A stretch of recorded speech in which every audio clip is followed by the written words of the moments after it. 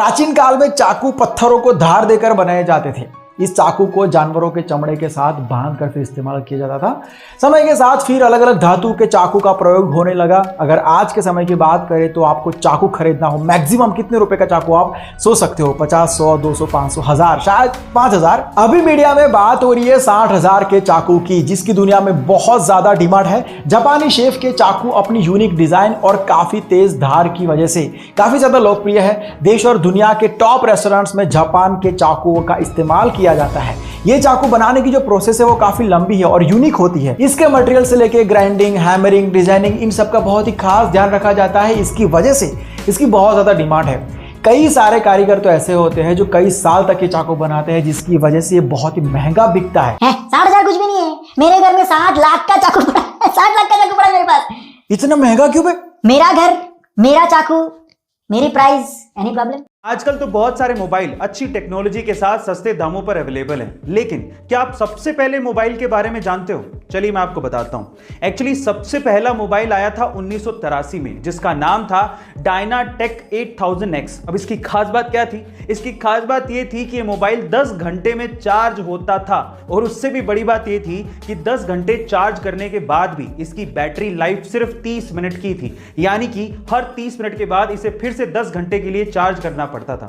और सबसे बड़ी बात थी इसकी कीमत। इसकी कीमत लगभग $10,000 यानी कि आज के समय के हिसाब से लगभग 7 लाख रुपए थी। ओह माय गॉड गाइस, आपको ये फैक्ट सुन के कैसा लगा कमेंट सेक्शन में जरूर लिखिएगा। और ऐसे में क्या आप एस्ट्रोनॉट्स की जर्नी को फील करना चाहते हो?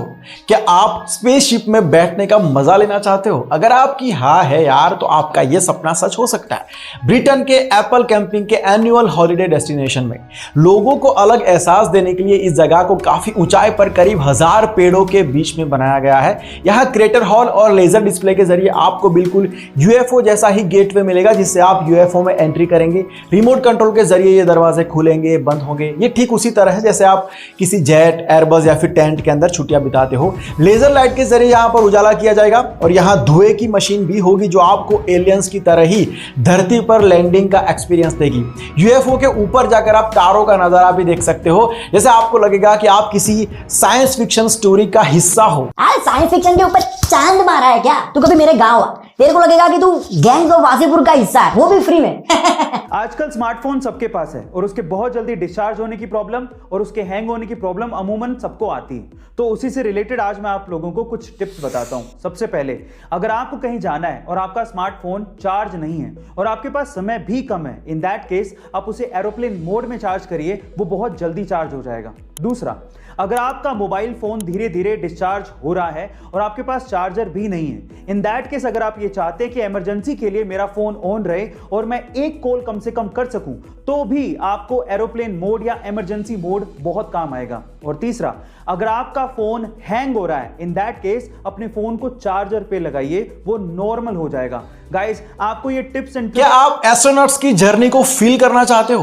क्या आप स्पेसशिप में बैठने का मजा लेना चाहते हो? अगर आपकी हाँ है यार, तो आपका यह सपना सच हो सकता है। ब्रिटेन के एप्पल कैंपिंग के एनुअल हॉलिडे डेस्टिनेशन में लोगों को अलग एहसास देने के लिए इस जगह को काफी ऊंचाई पर करीब 1000 पेड़ों के बीच में बनाया गया है। यहां क्रेटर हॉल और लेजर डिस्प्ले के जरिए आपको बिल्कुल यूएफओ जैसा ही गेटवे मिलेगा, जिससे आप यूएफओ में एंट्री करेंगे। रिमोट कंट्रोल के जरिए ये दरवाजे खुलेंगे, बंद होंगे। ये ठीक उसी तरह है जैसे आप किसी जेट, एयरबस या फिर टेंट के अंदर छुट्टियां बिताते हो। लेजर लाइट के जरिए यहां पर उजाला किया जाएगा, और यहां धुएं की मशीन भी होगी जो आपको एलियंस की तरह ही धरती पर लैंडिंग का एक्सपीरियंस देगी। यूएफओ के ऊपर जाकर आप तारों का नजारा भी देख सकते हो, जैसे आपको लगेगा कि आप किसी साइंस फिक्शन स्टोरी का हिस्सा हो। साइंस फिक्शन के ऊपर चांद मारा है क्या? तू कभी मेरे गांव आ, तेरे को लगेगा कि तू गैंग्स ऑफ वासेपुर का हिस्सा है, वो भी फ्री में।